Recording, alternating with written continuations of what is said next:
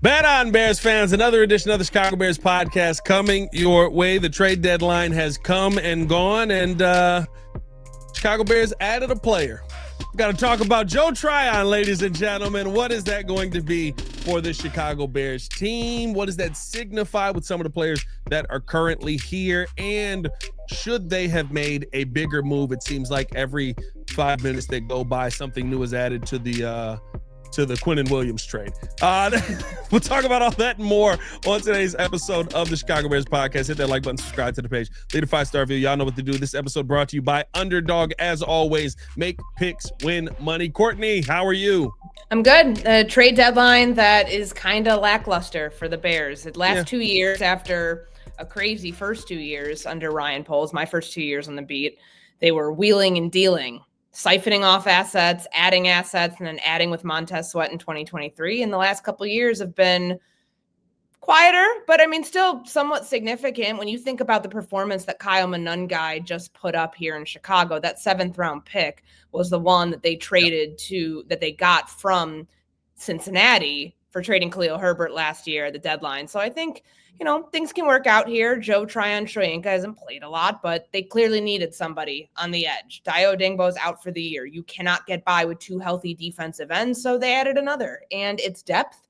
We'll see how much it actually helps what's going on up front right now with the pass rush, but I don't think they could have stood pat and done nothing and felt like it was going to be the way that they could get through the next half of the season. That just didn't seem feasible. No, 100%. It's going to be interesting to see, what Joe is able to do. The Bears traded Joe and a 7th and a 6th, I believe it is. And they got a 7th. And they got a 7th round pick back. So getting some draft capital back there again. I think you hit the nail on the head with at least part of the conversation that, this is a player, or we have on the team currently a player who has hit with that 7th round. So you can't just say, you got nothing back in that situation. Here's the question that I think a lot of Bears fans are asking right now. Who? And to explain that in a sense, I mean, listen, you've got a young man who in Joe Tryon who was definitely more active in his time in Tampa. They end up moving on from him after 4 years in Tampa, but was a backup in a sense in the role that first year, then started to get some of the starts there, played 16 games his second year.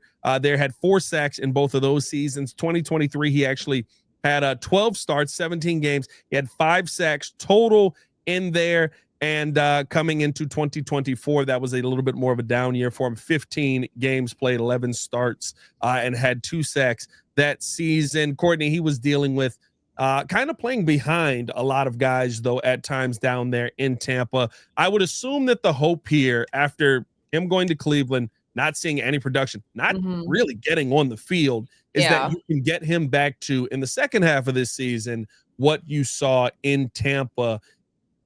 Is this the right move for the Bears, though, seeing as how the upside plays have not panned out for them, i.e. Dayo Odeyingbo doesn't have the numbers, paying him a lot of money, really not seeing the production, kind of the exact same player. We've seen this time and time again, it feels like, with Ryan Poles going out there for the upside players.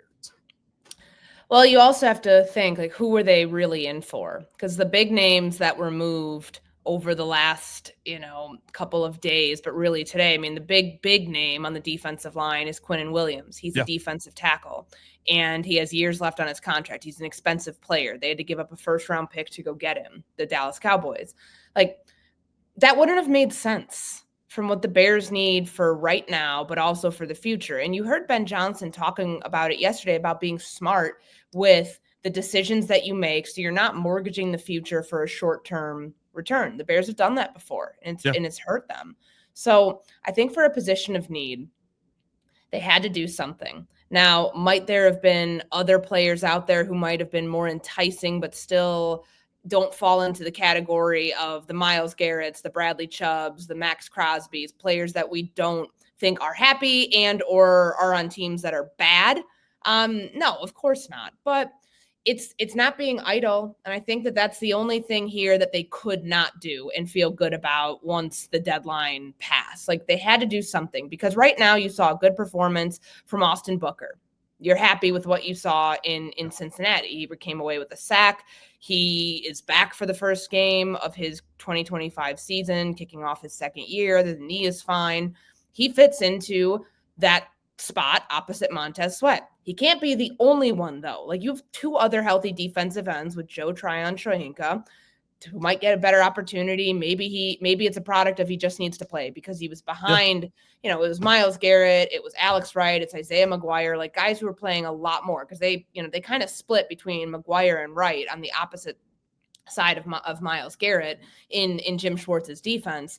Like, both of them are playing about 44% of snaps. So he couldn't really get onto the field. I think he played 31 snaps on defense, 58 on special teams. Now you have an opportunity to see this guy was a first-round talent. Was it just a byproduct if he got buried on a depth chart? So if that's the case and you end up getting somebody who can be a productive role player for you to get by the rest of the way, then it's a risk that you feel good about making. And even still, I mean, you gave up a 6th-round pick. Who cares? Like, I'm not trying to be like flippant about it, but it's not like you were giving up high draft capital for a player. It's depth. They need depth. They need guys to be part of a rotation because that's what that's going to be on the opposite side of Sweat. It's going to be a rotation of players to get by the season because you're not making an impact move right now. We know that they've been aggressive before. We also know that you can't do that every single year. Like, that's just like, they don't have the extra draft capital that they had that ran out through this draft from the Carolina trade, from some of the other trades that they made over, the early part of Ryan Poles' tenure, Roquan Smith.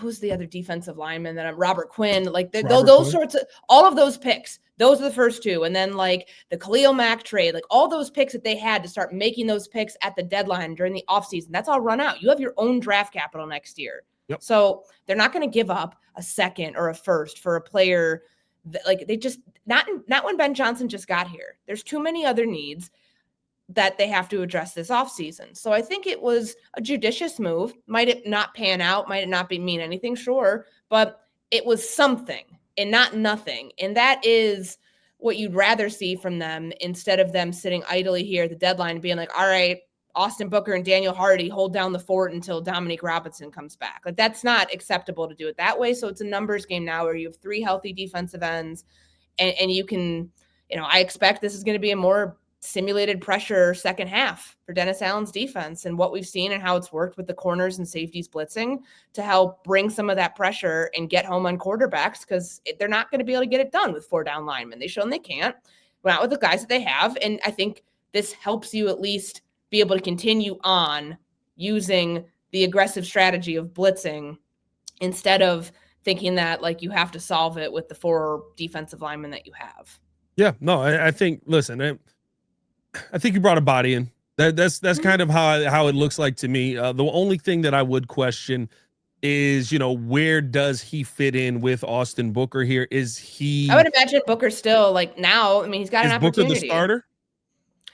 Probably, yeah, starter, but won't play the whole game. Like he's, right, yeah, there'll be a rotation. But like the guy, you can't expect the guy who's gonna have just arrived on Wednesday for his first practice to all of a sudden be the guy who's going to supplant somebody who's been in practice for a couple of weeks, albeit he didn't play until week 9. But yeah, Booker will be the starter opposite Montez Sweat. And then you figure out how up to speed Tryon-Shoyinka can get. And then also what Daniel Hardy adds to the mix there at defensive end. And I think you saw, listen, last week, 2 weeks ago, I should say, Dayo Dangbo played in 92% of the snaps, took 57 snaps in the game. Last week, that was down to 54%. Austin Booker actually got a half of the snaps, essentially, split between him, Daniel Hardy, and Dayo Dangbo in kind of a weird rotation there, which maybe says more about Dayo Dangbo. Now, he was getting some inside-out movement as well there. But to me, like Austin Booker, he got an opportunity to show you something in 37 snaps. You look at the one flash play. It's a big play though. Strip sack, gets the ball out of the hands, creates a turnover and puts you in a position to go out there and succeed. Where I think that the guy like Joe Tryon-Shoyinka can step up here is when he was getting the opportunity in Tampa, he was pretty good in setting the edge and helping in the run defense game. I think that's probably where you see him make more of a benefit most of all. Created 26 pressures his second to last season there, which was his final season of actually being kind of somebody that they thought was a part of that rotation there before they moved on from him. So like you said, it's a body to me. I do wonder if, when he's up to speed, if Dennis Allen goes back to the comfort that he likes with the guy that is 6'5", 260. Your roof's got more layers than a conspiracy podcast. Is that a sandwich wrapper? Ah, yes. Vintage 1988. It really builds character. Avondale Roofing. Inspect smarter, dig deeper, and get to the core of your roof's health. But right now, if you're Austin Booker, you got to go out there and show there is no reason for you to go out there and get anyone else, because that's literally essentially the opportunity they've given you here. We got you. We want to see what you can do. You showed us something in game one. If you continue to do that, this job may be yours, because right now a guy like Joe Tryon-Shoyinka isn't coming in threatening you for that job. Maybe he's threatening you for some of the snaps, but Austin Booker, this is your opportunity to shine. No, it's a bit. I look at this, like, my takeaways are they brought in a player whose skill has not developed to where it needs to be. Thus why he lasted 4 seasons as the 32nd overall pick in Tampa. They didn't pick up his 5th-year option. He signs a 1-year deal. He's in a crowded room. He can't, clearly he did not develop to the point where he was making real strides and threatening to have a real role there. So it's an audition for him as much as the next, 9, however many weeks left, 10 through 18 for Austin Booker. Like, that's as much of an audition for him as it is for Tryon-Shoyinka. Like, there is a moment here for Austin Booker where you've got to think, I'm finally healthy. I had a good game in half the snaps. Pretty much I had a good game against Cincinnati. How can I build off that? Because you heard Ben Johnson talk about what's been lacking with the pass rush the last couple of weeks. At the best times of Odangbo's Bears tenure so far have been the limited snaps where he was kicked inside. They didn't bring him in here to be a defensive tackle. They brought him in here to be a defensive end, to be an edge rusher. Can somebody just win that job? Can somebody hold down that, set the edge, hold down that position? Because it feels like they've overcomplicated this and have struck out on every swing that they have made with the defensive line, whether it's injury, whether it's just, maybe, clearly now we can all play the hindsight game, though. Odangbo signing looks like a massive overpay. The guy had 19 starts before you got him in here. He had 61 games as a reserve. He also had an Achilles tear coming out of college. So it looks silly right now, man. Like, you paid this guy $32 million guaranteed, and he lasted 8 games. So now I feel like it's a clean slate approach for everybody else behind him, where who knows if he's around next year, what his role is going to be. That's a year-long injury, as we know. And I think for someone like Austin Booker, who was drafted by this team, they went back into the draft to go get him in the 5th round with that Buffalo pick. Like, prove to the front office and then prove to the coaching staff. Hell, do it simultaneously that you can be part of this. Because remember, there was a reason that they felt they didn't need to call him up off of injured reserve after those first 4 games had passed. Ben Johnson said it. He's like, there were guys that we felt we were more comfortable with. Dominique Robinson, very clearly. Shamar Turner, when they liked being able to kick him inside. So now's your opportunity to show that that was A mistake, and B, that you bring something to the table here, and not even worrying about the acquisition that just came in. Like, I think this means way more for Austin Booker than it does a new player who's going to be here. He's on a 1-year deal from Cleveland. 9 weeks. 9 weeks. Probably. Listen, you hope you can develop him. I think that, the DA probably saw him. He was down in New Orleans. Of course, how much they played Tampa. He probably saw the kid and was like, I could probably do something with that. It's somebody that you're looking at that you feel that you can develop and get more out of. Hopefully he gets an opportunity to come in here and play as well. But I don't think that takes the pressure off of Austin Booker. I loved Austin Booker coming out of college. I wanted them to take him in the 4th round, where they end up taking Torrey Taylor. You end up going back in the 5th round and getting both of them. I was ecstatic to see him come in here. Really hasn't had that opportunity. And to be honest with you, Courtney, last week's the first real opportunity to see him versus a starting left tackle in football in Orlando Brown, and in a guy who was handling and going to battle with Montez Sweat the entire day. The sack that Austin Booker ends up getting, he pushes him to the ground and gets to the quarterback. Like, those are the moments where it's like, if you can find a way to continue that. The one thing that Dennis Allen said, I always bring up, he said he likes his defense. He doesn't like defensive ends 240, but he said, I'll take power over pounds any day. I think this is a real opportunity for this young man to go out there and win a job. And hopefully he's able to do so. And hopefully, Joe Tryon if he gives you what he gave you in Tampa for the second half of the season, good deal. Like that's what you're hoping. This if you can ends just up find being a solid rotation, something Yes. that you can rely on, something that's stable for the next, 9 games of the season, then you're in a good spot. Like then you're in a Yes. spot where you're like, great, we fixed there was a hole there and we put a Band-Aid over it and it held for 9 weeks. Like, they cannot sustain another injury up there. They cannot afford it. Like No. What Ben Johnson said yesterday is that he was hopeful Dominique Robinson can come back, but he didn't say the word soon associated with that. He just said he was hopeful that he'd be able to come back from the high ankle sprain. So maybe that's another week. Maybe it's 2. Like they don't have any time off here. They've got the Thanksgiving Day game coming up. The Black Friday game coming up. So that's a short week game. They've got opportunities and windows to maybe get some guys back, but it's kind of like you're dealt. You've got what you have to work with what you have right now. Yep. And it's not the highest of quality depth, but it's depth nonetheless. And they needed that. Like I know Ben said yesterday, we have depth, but we didn't have enough of it. Otherwise you wouldn't have made this move or felt compelled to. You didn't have to give up much in the process to do it. It was a necessity and really a means to an end to get through the season on defense. Because they're 25th right now in pass defense. They're 18th in sack percentage. And I know that those don't tell the numbers of everything, but nothing passes the eye test. The pass rush has been bad. It has been bad. Ben Johnson all but says that every single week that he's asked about. He's like, Montez Sweat's trajectory is going like this. And Dio Odengbo, well, he had a great game as a run defender against the Baltimore Ravens. You didn't just bring him in here to stop the run. You brought him in here to be a pass rusher. You paid him a lot of money, and it didn't pan out. So fix it. Fix whatever you have to do using simulated pressure, using 5-6 guys to get after the quarterback, not necessarily every snap, obviously, but you have to do what you have to do. And then this swings everything into March and April next year. Yep. If they don't draft an edge rusher with their first round pick, that'll be a serious cold day in hell, I think, for Dennis Allen sitting there being like, you want me to work with this? They have to do something. The priorities have been set. Priorities have absolutely been set for what the number one priority is this offseason. It's not a left tackle. It's not a running back.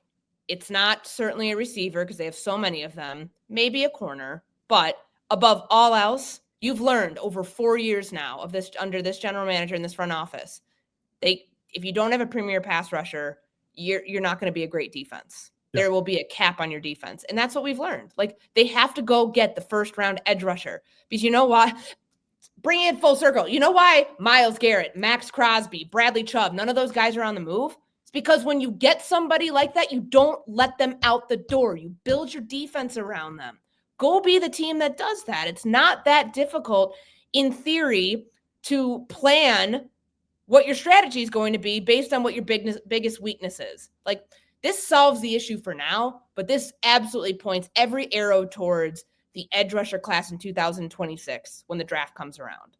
And on top of it, it makes it all the tougher that you're still looking for this position when you've passed on quite a few really good pass rushers to go positional groups. One of which you haven't. I mean, Walter Nolan's another one last night. I was looking at it, I was like, he looks really good. That would have been nice in a Bears jersey, but he had a nice debut last night. He had a really nice debut. Well, Colston Loveland also won us a football game, so I'm not gonna beef on that one. Jared Verse, defensive rookie of the year. Hey, we're gonna keep this thing moving along. Appreciate y'all for tuning in and showing love as always.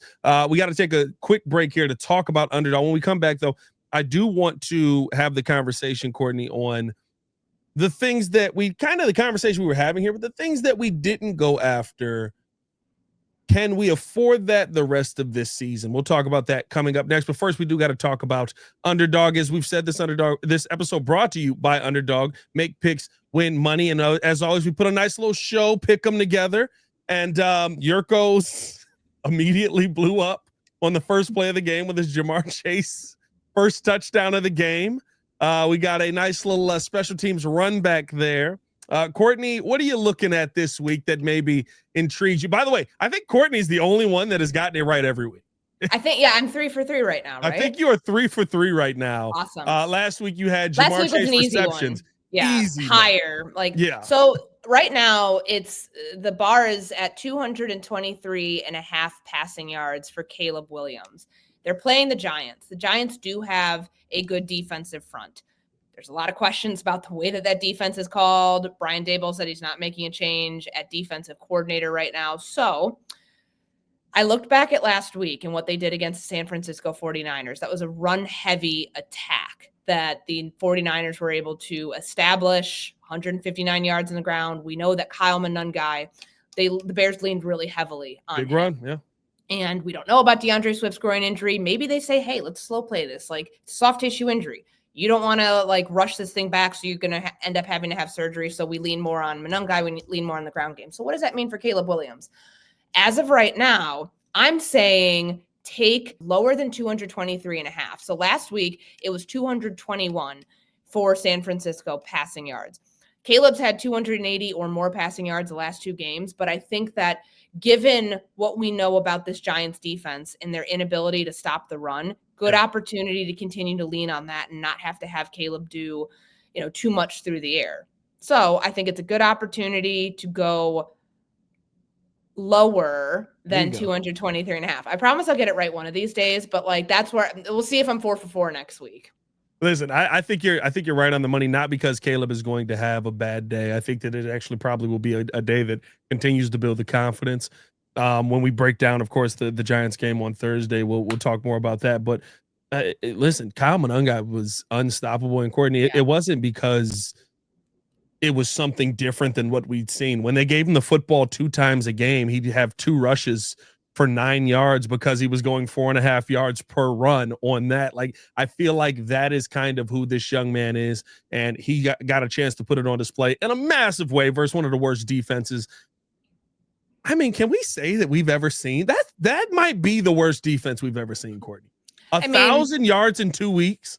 Yeah, and like the shootouts that they continue to lose. And then you hear Chase Brown's comments. Like, personally, I didn't think he was like directly calling out the defense. Maybe I'm taking this differently than everybody else, but you can understand the frustration. I get the frustration. A team that puts up 38 plus points in 2 games and then loses both of those. But yes, the defensive performance was a struggle, but the Bears still let them into the game in the final couple minutes. So and that's why we got to talk about this coming up next. But listen, download the app today, sign up with the promo code CBP to score $100 in bonus entries when you play your first $5. That's promo code CBP. Underdog, make picks, win money. EO, cue the disclaimer.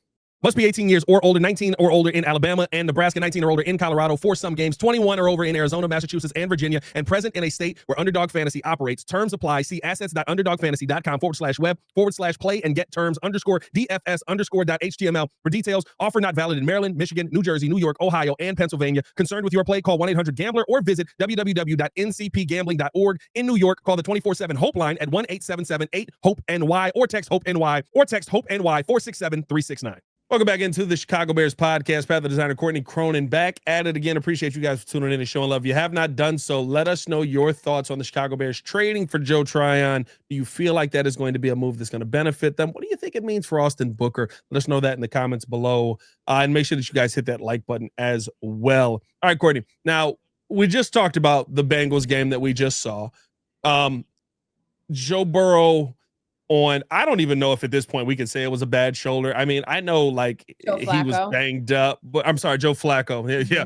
It felt like it was Joe Burrow out there at times. Joe Flacco on a banged up shoulder, 470 yards, 4 touchdowns on the day. It was a ridiculous day of offense. Coming out of this trade deadline, you add a piece to the defense that maybe is a body, maybe is a rotational piece, maybe is someone who you can feel better about. The DB room still feels like it is a problem. Now, I've said the entire time, if you can't get pressure, it doesn't matter what DBs you have. I don't think you just made a move that increases your pressure tenfold. Courtney, are the Bears going to be able to survive the rest of this season above 500 like they have been to this point, 5-3 right now, with the DB room that they currently have in place? Well, they don't have a choice. I mean, trade deadline's passed. They have to, unless there's somebody else on the street. I know Asante Samuel Jr. says that he's healthy after he had his spine fused in April, and he's trying to go work out for teams.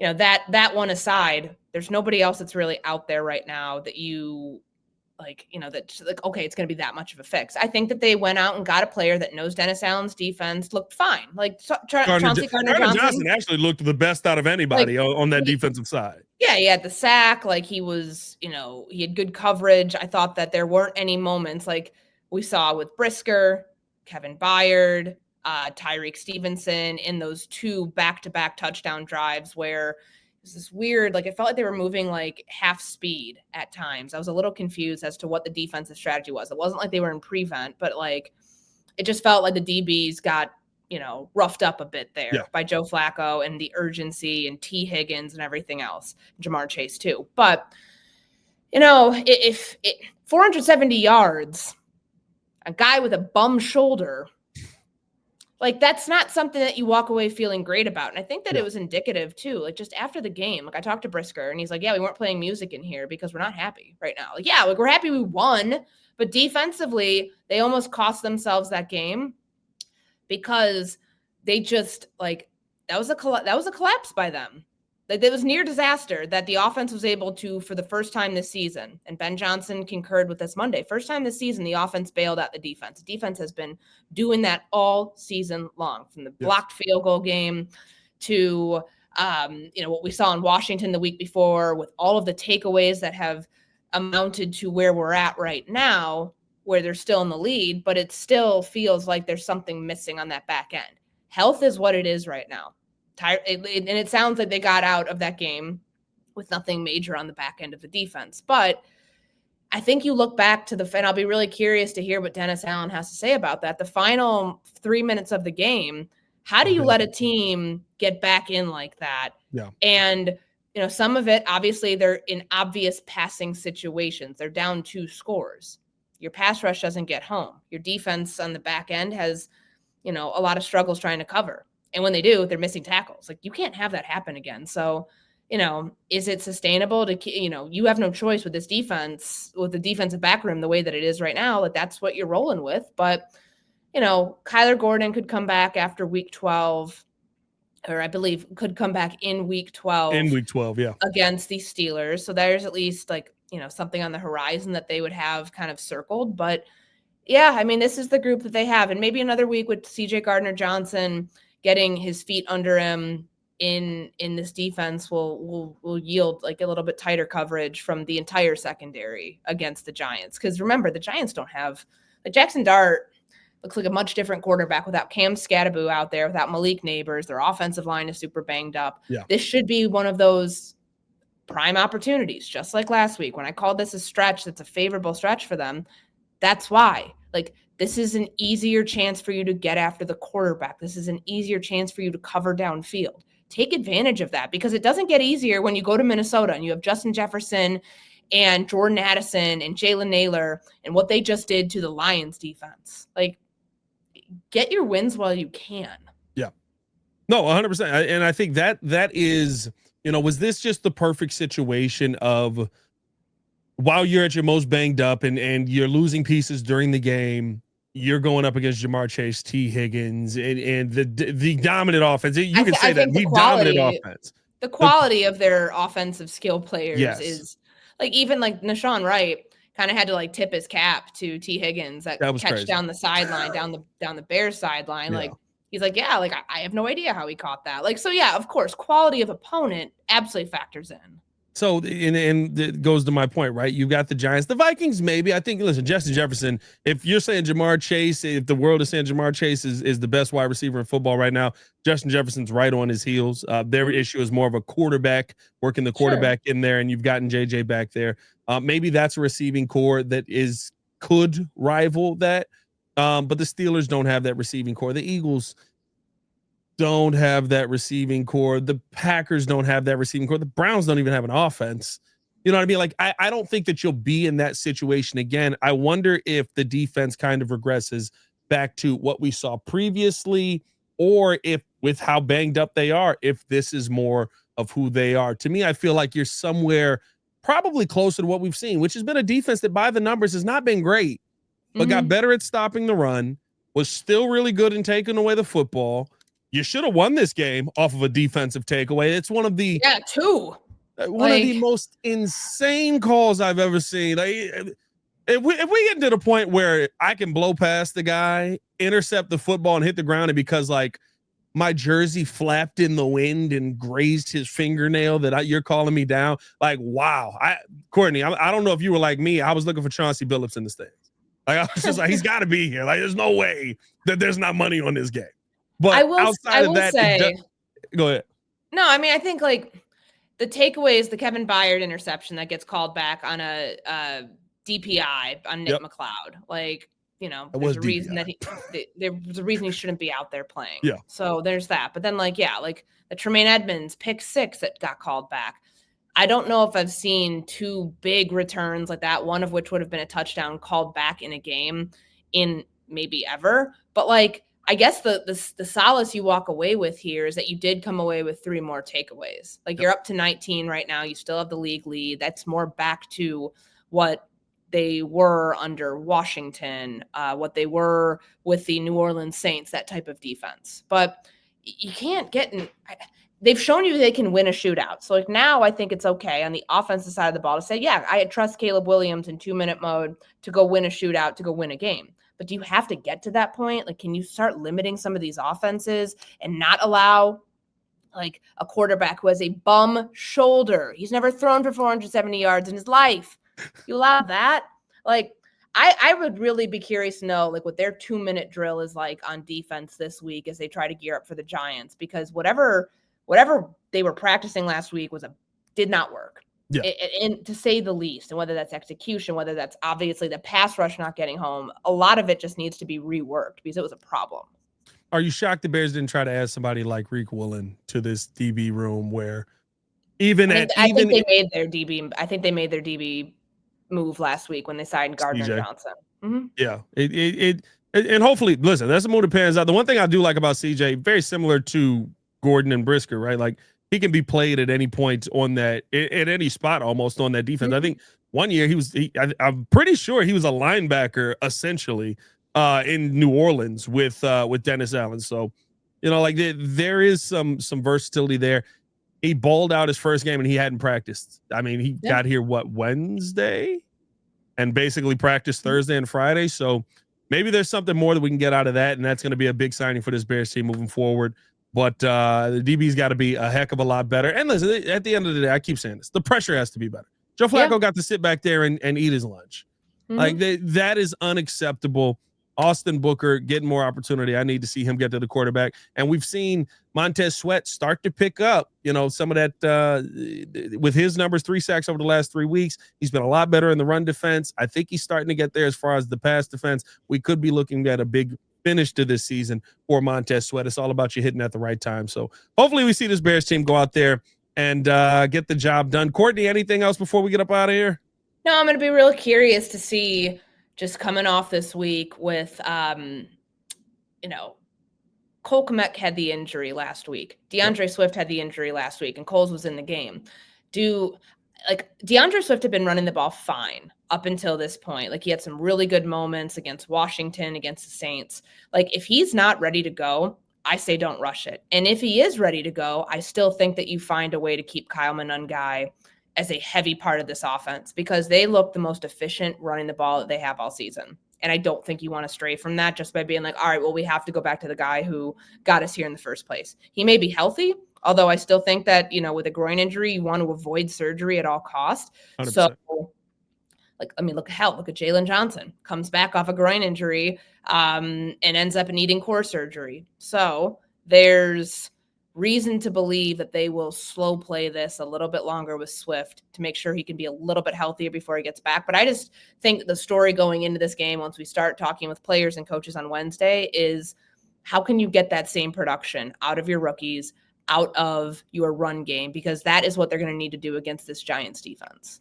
Yeah, let's see if they're able to get that done and create a little bit more pressure this week, please. Mm-hmm. Jackson Dart. I don't even think Jackson Dart's elite, but it seems like he's good enough to throw the football if you give him all day back there. Let us know how you guys feel in the comments below. Be down there talking with you guys as well. As always, for Courtney Cronin, it's your boy Pat the Designer. Back at it again. Y'all stay safe out there, Chicago. Bed down. One love.